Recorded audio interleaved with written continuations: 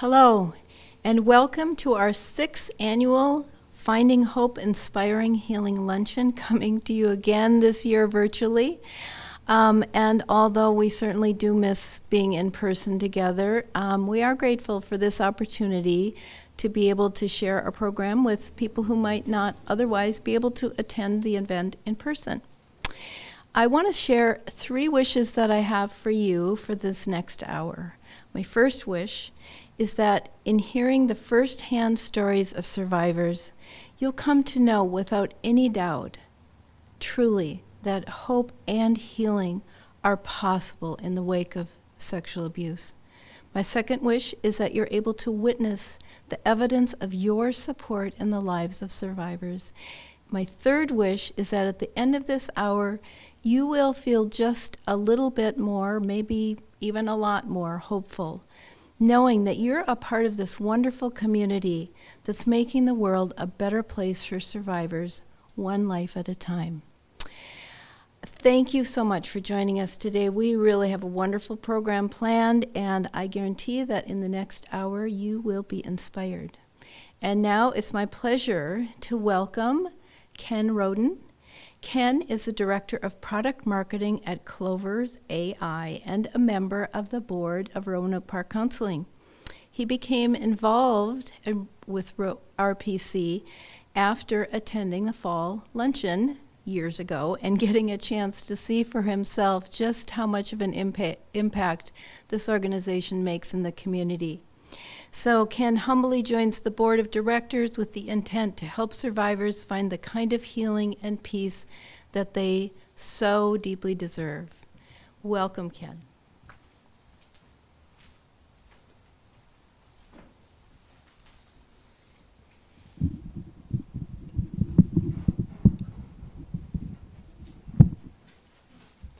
Thank you, Janice.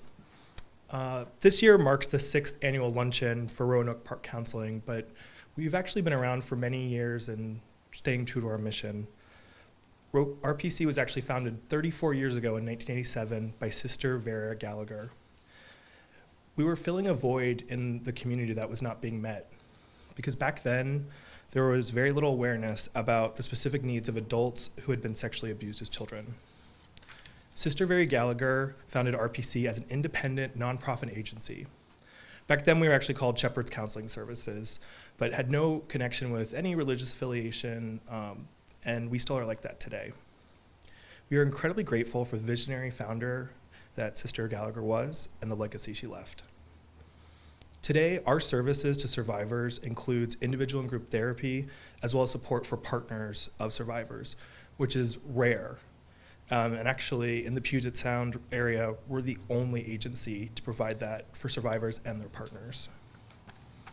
We are honored to have earned a strong and respected reputation in the community as the place for adult survivors of childhood sexual abuse where they come to heal and find new paths for growth. Now, because we're a nonprofit organization and receive no government funding, we rely on the generosity of the community to be able to serve our survivors, no matter their financial situation.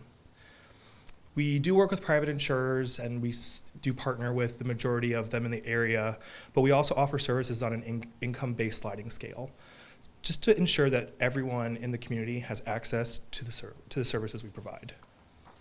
To go even further, with help from people like you, we offer scholarships funded by donors who still may need financial assistance.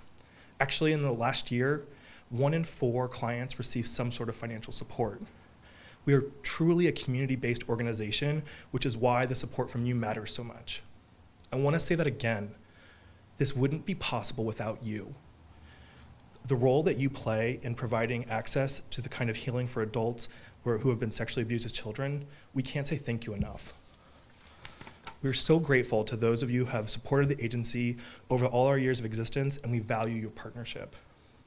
We understand that it takes the entire community to support, with us working together to focus on this increasingly rare form of therapy that addresses the complexity of sexual abuse and providing life-changing resources for survivors.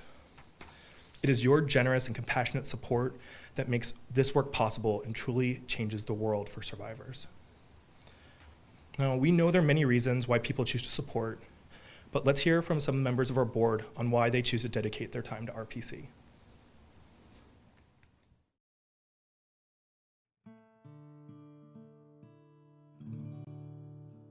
I was a former client at RPC, and it is a life-changing experience that I will value forever. The way that we provide therapy, I remember when I was searching for a place to do counseling, this was one of two that were available, and I know that that other place is actually gone. So when we say that we're unique, we really mean it. There's just not a lot of places that survivors can go where they're going to get dedicated, specialized therapy for adult survivors of child sex abuse. Their entire mission is to help adult survivors of child sexual abuse. There are other agencies that provide therapy, and there are other individual therapists.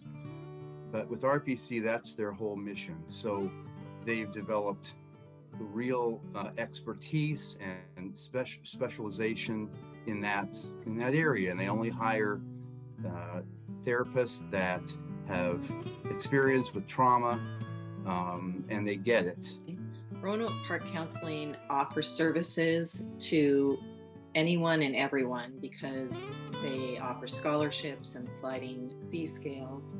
So anyone has the opportunity to access these services. Additionally, therapy for anyone who comes through the door and is seeking services is available for as long as they need it. Healing doesn't have a timeline, and so the fact that they can attend therapy for their healing for as long as they need or want is something exceptionally special about Roanoke Park.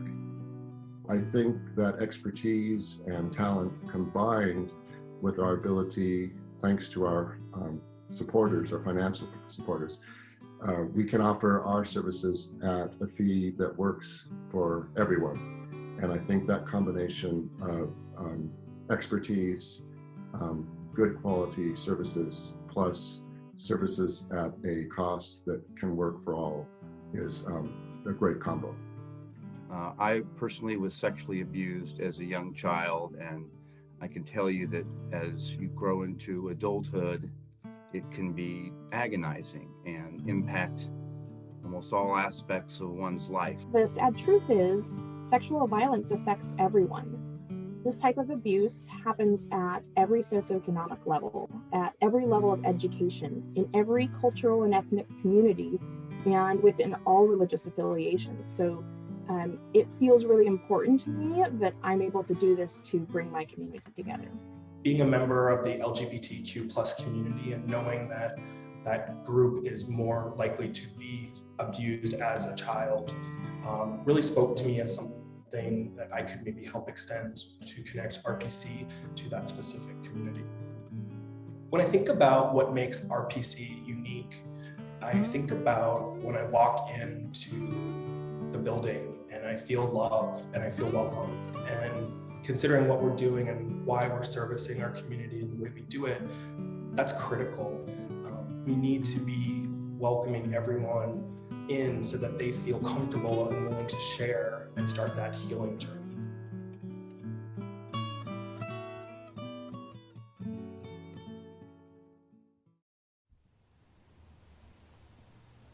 Hello, everyone. I'm Natasha Ryan, and it is my honor and privilege to be here for Roanoke Park Counseling. Six years of doing this luncheon, and I could not be more honored. This year we are, of course, finding hope. We are inspiring healing, and we are so happy, even though it's virtual, to be able to bring you the warmth and the connection. I feel like I know so many of you after doing this year after year, and we see familiar faces, and we hear these stories, and every year I say the same thing.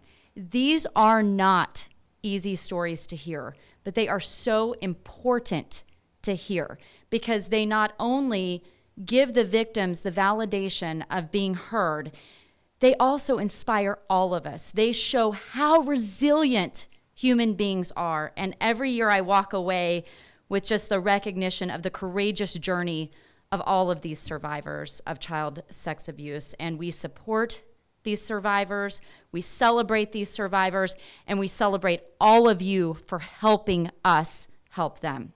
So in that vein, We want to thank our generous sponsors, PCVA Law, Lemonides Consulting and Law Group, and Pro Time Sports. And of course, we want to extend a special thank you to Beverly Boy Productions for their technical expertise, thank you, in helping us with our live stream today. Sitting right here. Thank you. All right, so we also want to acknowledge our team leaders and personal fundraisers for kicking off the online donations. Because of you, guess what? We've already raised over $19,000 of our campaign goal of $35,000. So thank you for your leadership. Just want to go over a few housekeeping items really quickly. You're going to have an option to donate via your mobile phone at any point during this program. Any point you want to give, you just pick up that cell phone, and all you have to do is text "Give RPC" to 44-321. 44-321. You're also going to see a link in the Vimeo description to donate online. And you may also use the chat feature on Vimeo to communicate, ask questions, and share comments during the event. Before I bring Janice up here, who I love dearly, I want to focus on something that Ken said. RPC is the only organization to not only lend support to survivors, but also their partners. Think about that. So not only does Roanoke Park Counseling give survivors the tools and help them cope and overcome, now they take the very people that are with them day in and day out, and they educate them on how to help support. And I just am so honored to be here.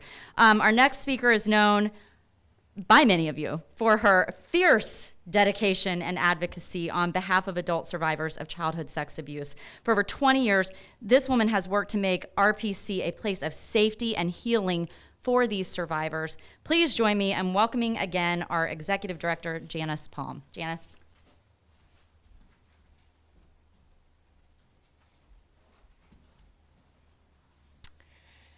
Thank you so much, Natasha. My gosh, it was a lucky day when we found you, and whether you like it or not, you're kind of a part of us now. So, okay, good. Hello again. You know, I want to tell you about an experience I had earlier this year, which really caused me to reflect on the meaning and the importance of community. Last June, I had the opportunity to visit the George Floyd Memorial in Minneapolis, and it definitely was a profoundly moving experience to walk the street, to stand in front of the place where George Floyd's life was so brutally and publicly taken. In the space around the site, however, the community has come together in such a beautiful way, and it is really a unique and honoring space.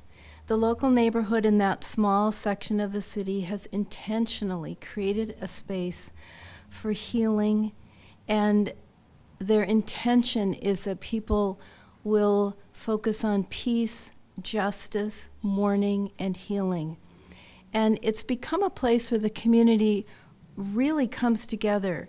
They hold vigil, they bear witness, they grieve, they share meals together, they help each other out, and most of all, they're there for each other. They have created a lovely and loving place of healing and community. And as I was standing there chatting with a woman, hearing about the impact of George Floyd's death on her neighborhood, she pointed down the street to her house, and she said, "You know, this happened to all of us." That phrase has stayed with me. This happened to all of us. And I believe what she was saying is that something tragic and life-changing did not just happen to George Floyd, it happened to the whole community. And when a child is sexually abused, there's no public outcry, there's no vigil, and most often, actually, there's no acknowledgement at all. The deafening silence, or worse yet, the denial, causes a child to doubt their experience. What happened to me? Was it my fault? Am I bad? Do I need help? In the wake of sexual abuse, however, the world goes on, as though nothing of significance happened. Children, as we know, become experts at hiding their pain, acting as if everything's okay and desperately hoping that it is. So how could something that's so hidden, so private, actually affect all of us? As it turns out, in this world of ours, it seems to be all too easy to turn a willfully blind eye, to keep the secret, to choose to believe that when a child's life is harmed in the most intimate and insidious way possible, that although it's tragically sad for that child, it really has no bearing on the rest of us. We would wish to believe that time heals all wounds and that the suffering of sexual violation in childhood will be left in the past. This is not true. And, I hear this from well-meaning people who just frankly don't understand. They say, can something that happened so long ago really still be affecting someone? And the answer is absolutely yes, it can, and it does. I could cite the very real and tangible numbers of the cost of childhood sexual abuse that affect us all, and that's very real. I could tell you that it's estimated that there are over 42 million survivors of sexual abuse in the United States right now, today. Over 42 million individuals. And I could tell you about the health and the societal costs in dollars and cents. I could tell you that number is staggering because it truly is, actually. But that's only part of the story, and I don't think it's the most important part of the story. If we have learned anything in these past 18 months going on to, honestly, incredibly long years, it's that we are all connected. What happens to the health and safety of our fellow humans actually does affect all of us. That the suffering of others does impact us on a deeper level than we ever may have known before we found out just how fragile our interconnected existence is. So, to every survivor who's tuning in right now, I want you to know that there's a place. It's this place. It's this place with these people and this community that says to you today, we see you. We care about what happens to you, and your suffering is real and it matters. It matters not only to the people in this building, but it matters to the community of people who support this work, and they are willing to see the heartache you have suffered and also believe that healing is possible. And to all of you wonderful individuals who are supporting our luncheon today, you are choosing to acknowledge the hard and uncomfortable truth that children are sexually abused, and most often they do carry this pain into adulthood. You are acknowledging that this does matter to the survivor and to all of us. Thank you. Thank you for not turning away. Thank you for holding vigil and bearing witness. And thank you for holding this space of healing along with us. And most of all, for believing that there is cause for hope along this journey to healing. Thank you.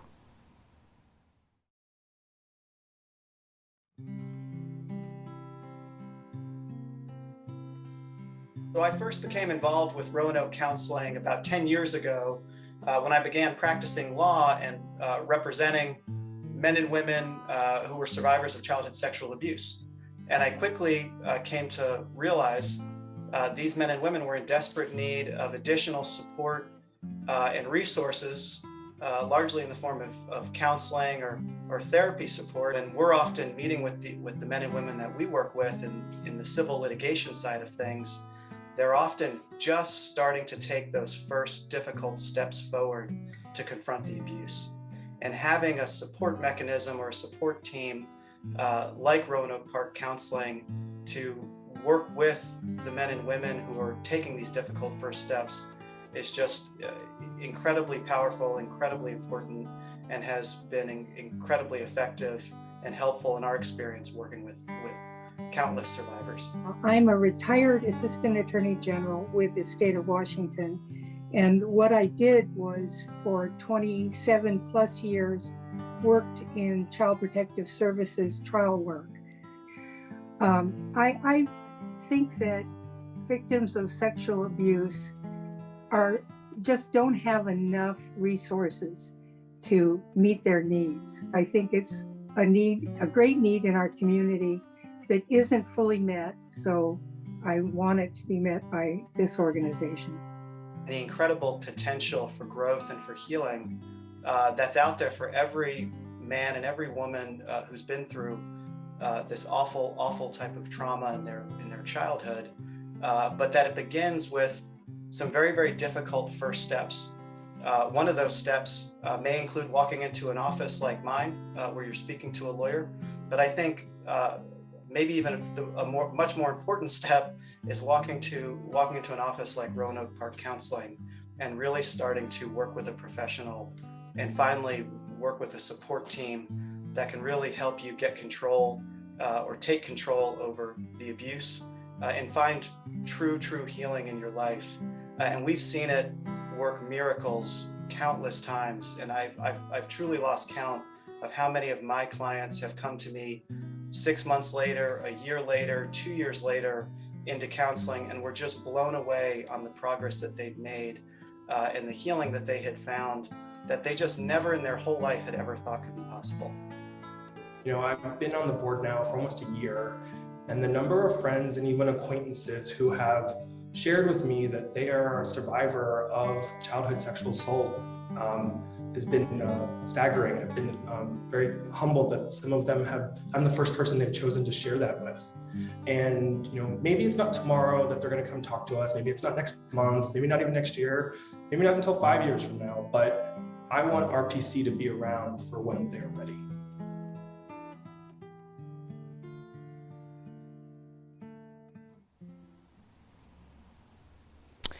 I am so happy and excited to introduce our next speaker to you. There is so much to say about Martin Moran. Martin is a very talented actor, writer, playwright, and he's also a survivor. Martin has appeared in numerous Broadway and off-Broadway productions, and his incredible award-winning one-man plays, The Tricky Part and All the Rage, tell of his journey to find healing and meaning from being sexually abused as a boy. I do believe, honestly, that there's nothing that occurs in a child's life that is more complex than being sexually abused. And honestly, I also know of no one who more clearly speaks to the complexity, the depth, the meaning, and the possibility of healing and growth more than Martin Moran. Martin's honest journey to healing is truly an inspiration. It's my great pleasure and honor to welcome our friend Martin Moran to our luncheon today.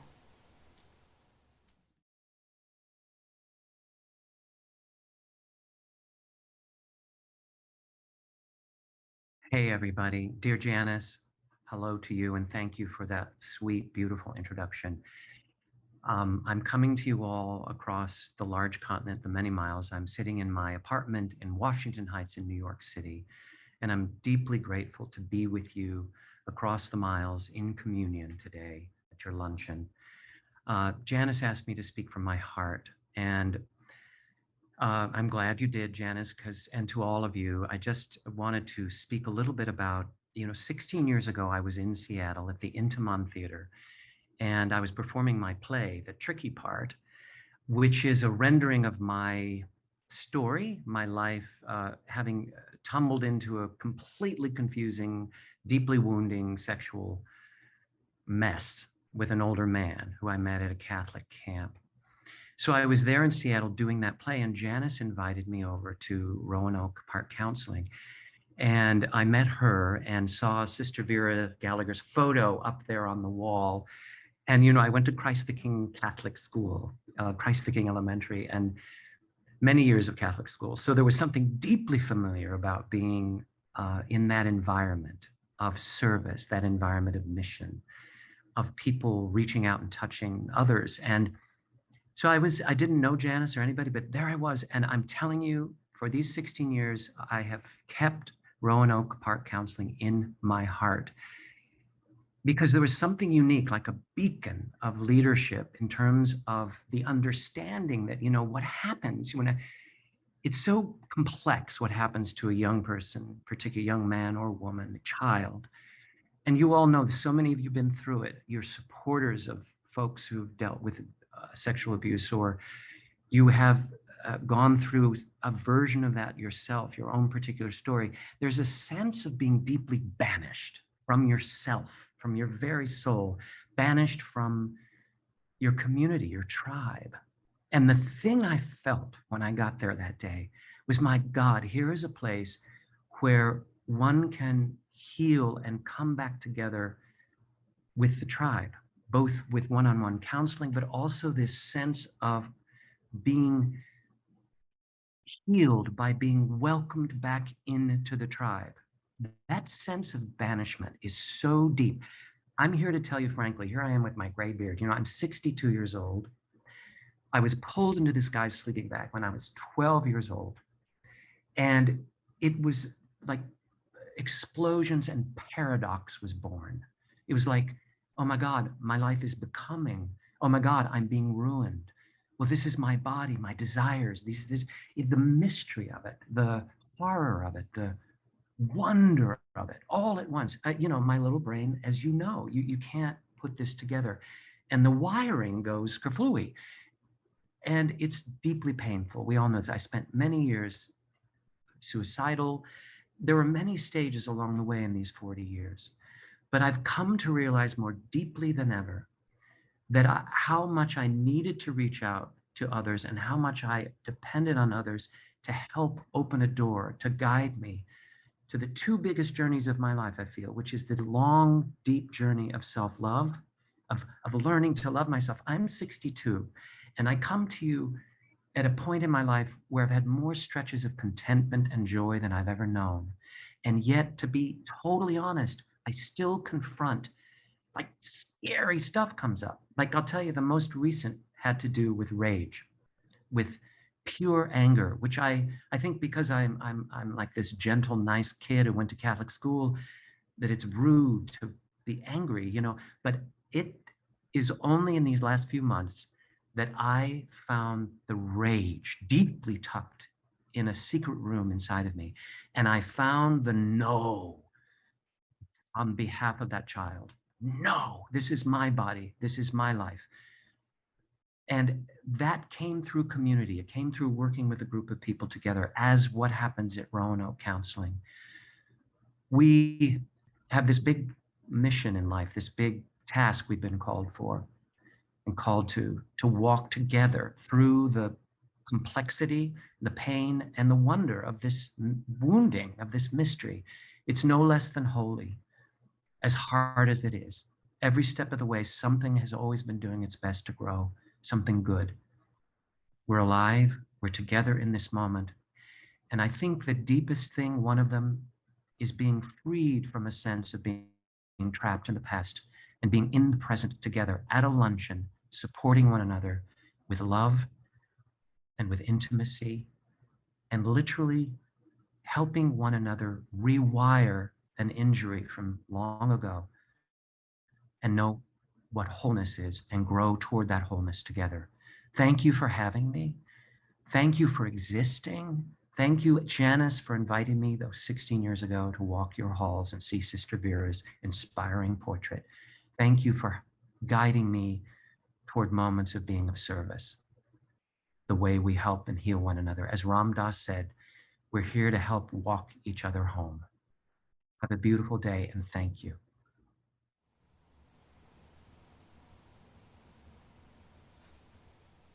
And thank you, Martin, for being here with us today and sharing your story and your connection to Roanoke Park Counseling. I want to take this time to remind you, easy to donate. Just pick up that cell phone and text GIVE RPC to 44-321. Again, that's GIVE RPC to 44-321. So I'm honored to introduce you to our next speaker, who I got to meet just a few moments ago. She knows firsthand, of course, about the long journey to find healing and the life-changing difference it can make.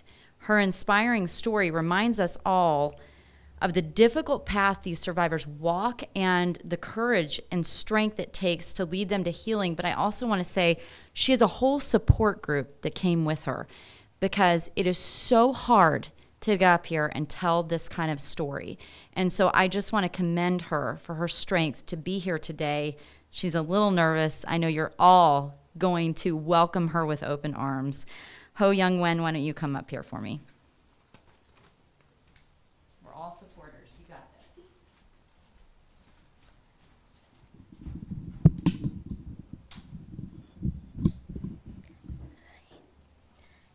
Thank you, Natasha, and everyone here at Roanoke Park Counseling. I would like to begin my speech with a quote I recently saw. When we were children, we used to think that when we grew up, we would no longer be vulnerable. But to grow up is to accept vulnerability. To be alive is to be vulnerable. Writer Madeleine L'Engle. I am very fortunate to stand here today to show a vulnerable side of me that I've hidden for a very long time. My story, among many others, is a story of trauma, PTSD, and my journey in healing. Please know that every survivor's story is different, and I want to be able to share mine so that it can help others know that they are not alone, and it's never too late to start your healing journey. As a child, you viewed the world as your playground. You are told that you're able to do anything you set your heart to. You begin exploring with curiosity in your eyes and the naivety of your age. You're loved by supportive parents or caretakers whom, with all their might, shields you from the dangers around you. Your innocence allows you to feel safe and believe the good in everyone. You wake up each morning and live your life full of hope, dreams, and imagination. Now imagine if that weren't the case. There are those who experience trauma at a young age, and their childhood is full of darkness. One of the many includes myself. At the age of 8, my bright and beautiful innocence was stolen from me by the same person who brought me to this world. The most confusing part is to have to fight with my internal self to rationalize what has happened to me. No one prepared me or showed me how to deal with the confusion, pain, and fear. I developed natural survival instincts and techniques to protect myself. I grew up to adapt to the hostile environment around me. I was forced to protect myself from my own father because he sexually abused me. I developed habits that protected me, and I was skilled at hiding the pain I endured every day for 10 years. I made sure my door was always locked at night when I was finally allowed to have one. I slept with the light on because I can't stand being alone in the dark. And to this day, I'm still afraid of the dark. I repressed all the times that he abused me and pretended nothing happened the next day. The part of me that was supposed to shape me and give me hope was also the most fearful and traumatizing time. As I got older and my memories started to come back, I started questioning everything. I kept asking myself, why me? Why did he put me through so much pain? Why did my own father hurt me?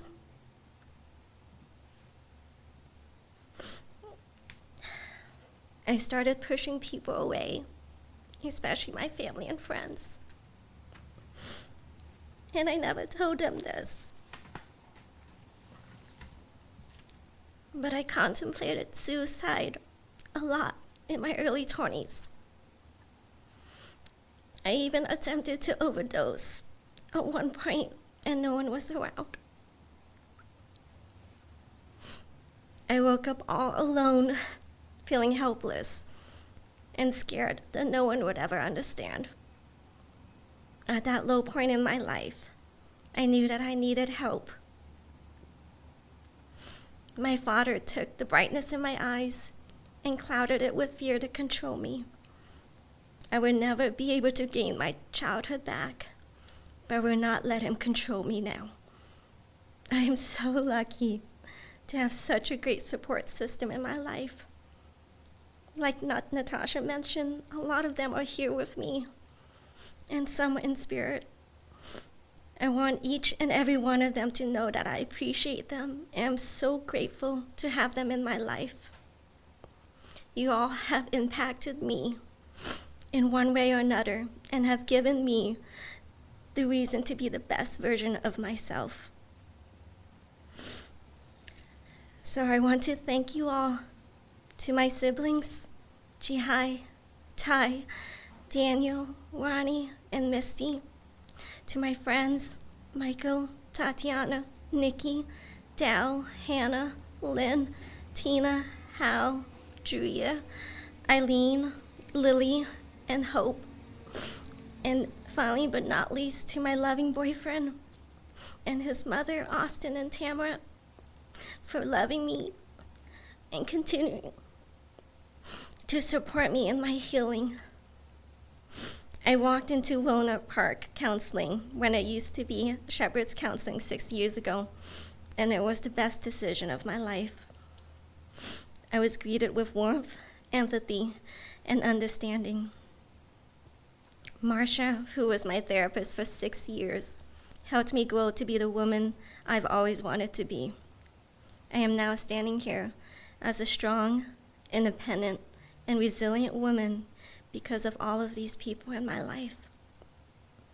To those that are on their healing journey, to those that are contemplating, and to those that have yet started, you are not alone. Reaching out to Roanoke Park Counseling gave me a safe place to share my story in my own way and in my own time. I was able to afford the therapy in the beginning because of all of the generous donations the donors gave Roanoke Park Counseling.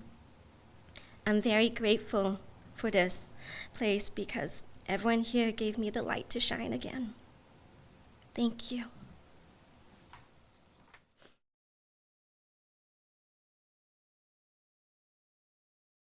I felt alone for all of my childhood, really, because I was holding on to the secret that no one knew.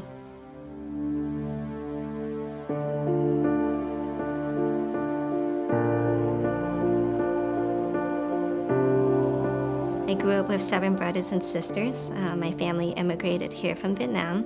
Being in such a big family, my dad was the only person working. My mom was the stay-at-home mom, but she had depression, so she didn't really pay much attention to us at the time. So we kind of grew up together and took care of each other. My older siblings, they struggled a lot, and so I made sure that I was always there for my younger siblings to make sure that they know that they're loved and that they're supported. I've always felt like I was their caretaker. I always felt the need to protect them. My abuse started when I was 8 years old, and it lasted for about 10 years up until I was 18, 19 years old. I was very quiet. It took me years to actually come up with the courage to actually say anything because my dad pretty much groomed me not to say anything. So hiding all of my pain and such was what I was used to. But I knew that I had to say something for my own sake and my own sanity. To be sexually abused as a child is really to hide a secret, and to hide that in many different ways. Sometimes it's behind a smile. Sometimes it's behind being very quiet or very perfect, or just staying very small. But it is so much about hiding and keeping a secret, and that becomes a way of life. It made me to be a perfectionist in a way. I always strived to get straight A's, In public, I acted like a normal child, cheery, smiley, but behind closed doors, I was scared all the time. I had to repress a lot of my memories to protect my siblings.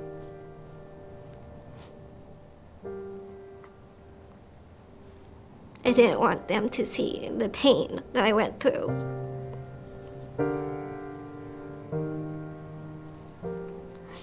And it taught me to be strong for them so that I can pave their way out of that home, pretty much. It's a profound act of courage to come here and to walk up the steps and ask for help. And, we understand that sometimes that process takes a very long time.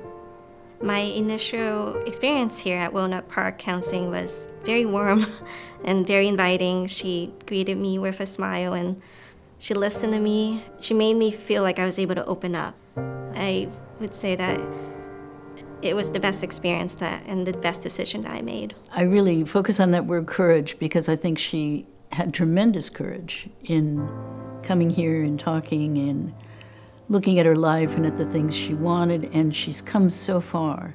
Survivors find hope at Roanoke Park Counseling because we hold that place. We get to watch as hope and vitality emerge and believe that that's really possible for every survivor that comes here. What really was striking was how her life was transformed. She started really respecting herself, really making choices that were difficult, that challenged her self-concept, and her self-concept really grew, which is wonderful to see, and common.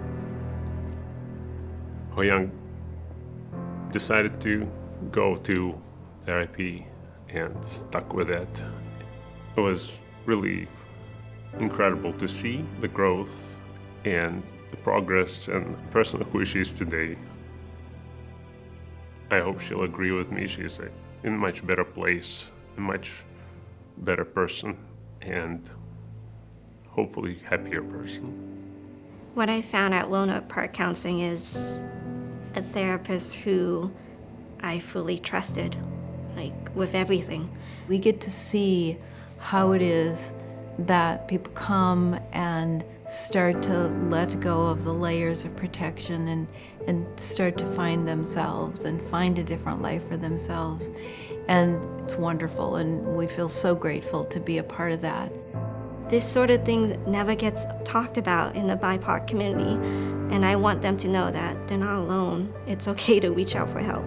Mental health is very important, and I want to reach as many avenues as I can with my own story.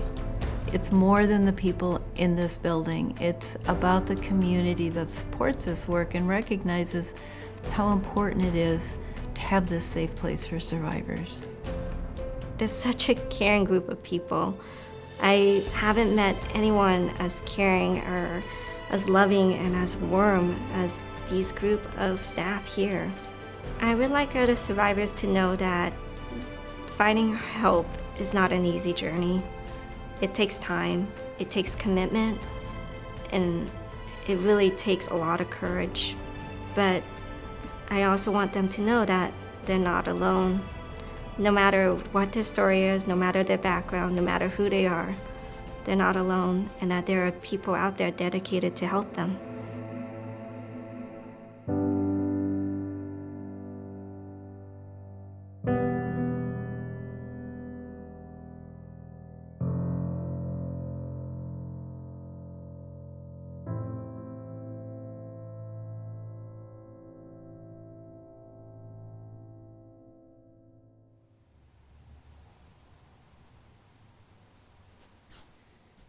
Thank you, Ho-Young, for sharing that story. We know it was hard for you. We appreciate you.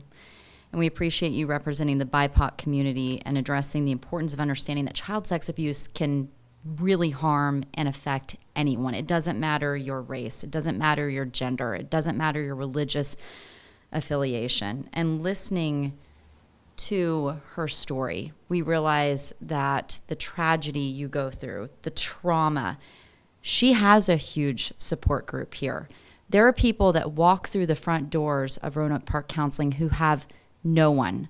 So imagine what it feels like for the first time in your life to find someone who believes you, who wants to hear your story, who wants to help you overcome, wants to help you thrive.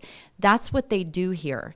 And they can only do it with your help. You are a part of these success stories, whether you want to be or not. So we thank you for that, and we encourage you to continue to donate so we can help more people like Ho Young. And you can do that by texting Give RPC to 44-321. Again, Give RPC to 44-321.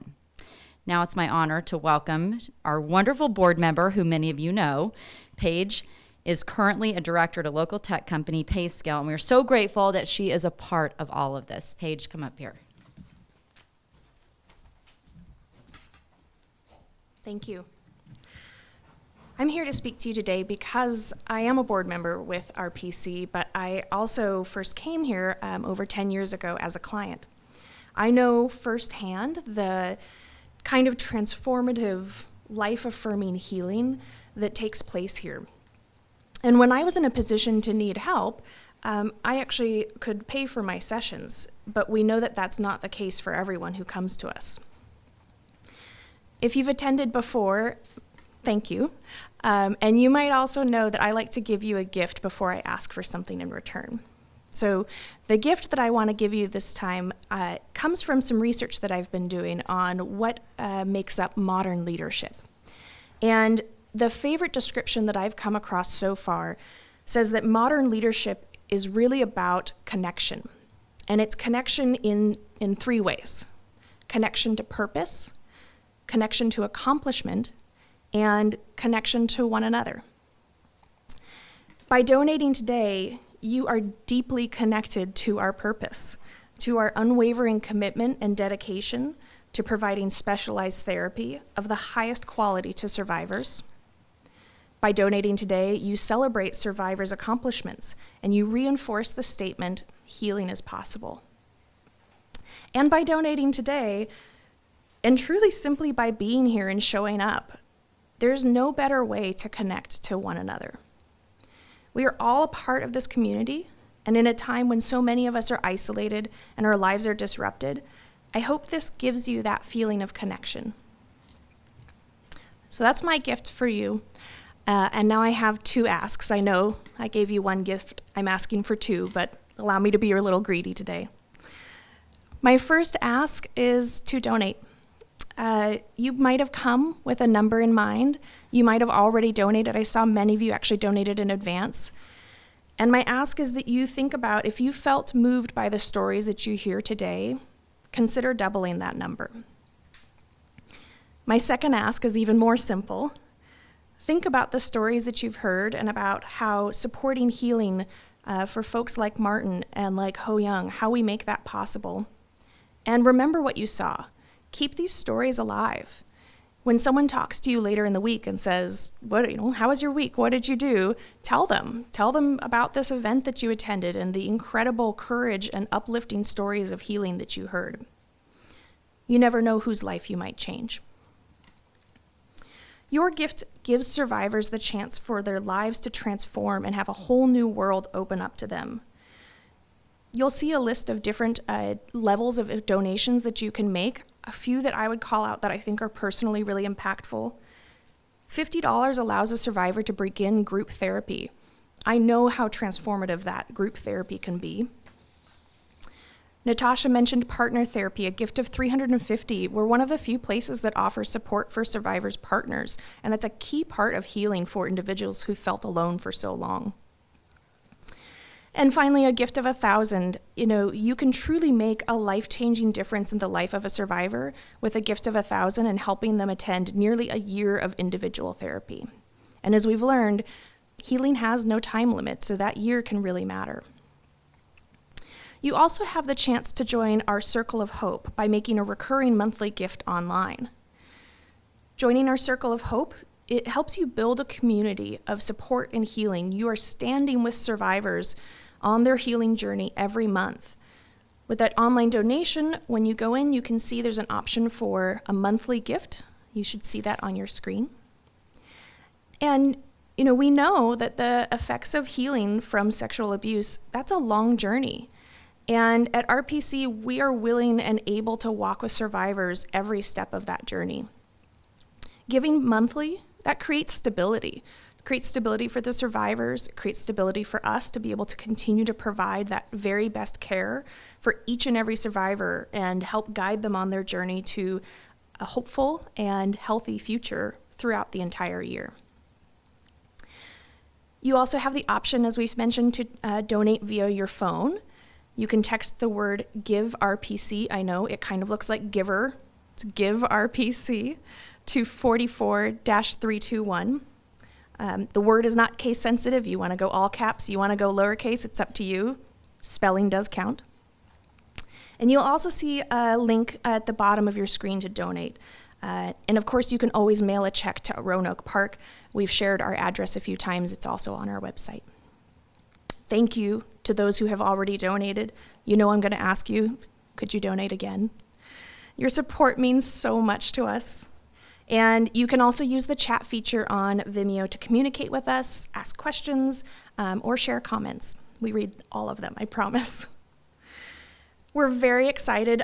Since we've started, I've been watching in the back of the room. Since we started this program, we've had 8 people donate to the incredible, I think it was 140 or more that had already donated before this program. So raising $5,000 just in the time we've been speaking here today. The levels that we've looked at, you can see exactly what your gift is going to give to survivors who are walking through this difficult journey. And we know firsthand that the difference that kind of donation can make. I can see that we are already at 149. There's something about round numbers. I know there's someone out there who really wants to help me get that up to 150 because it just feels like that would be a really satisfying number. We're very close to our goal of 35,000. So anything that you can give today, whether it is one of the monthly donations or a one-time donation, it all makes it, I see the number going up again. Thank you to those who are donating right now. That person that donated, they'll get you to the 150 number. You are special in my heart. And we just are so grateful that you're able to make this donation to help survivors in their healing journey. We know that we also just had an incredible donation come through of $10,000, if you can believe it. That is a huge, huge impact to these incredible, courageous people who are trying to put their lives together, and you are a part of that. Thank you very, very much. That kind of donation is going to make a difference in so many people's lives. And as I said, it provides that sense of connection, connecting to survivors in a very special way. You still have the same options to be able to give. If you want to text, if you want to use the link, sending in checks, we will count those later. We're at 155 donors, so now there are 5 extra special people out there. You get the gold star from me. We are exceeding our goal of 35. I really would love to see if we can get it to 40,000. So if we can push that a little farther and see if we can get up to that 40,000 number, thank you so much for your generous donations. We've got a close that we're going to be heading towards, and we had one more very generous donation. We've got a $5,000 pledge. Thank you. That it truly means a lot to us. Means a lot to us enough where I get choked up. So thank you. That's really important and special. I loved what Martin said so beautifully in his message, that we're here to walk each other home. You can give to every survivor that reaches out to help with your gift today. You can help connect to purpose, connect to appreciation, and connect to one another. Your donation truly makes a meaningful difference in people's lives. People like Ho Young, people like Martin, and people like me. So thank you.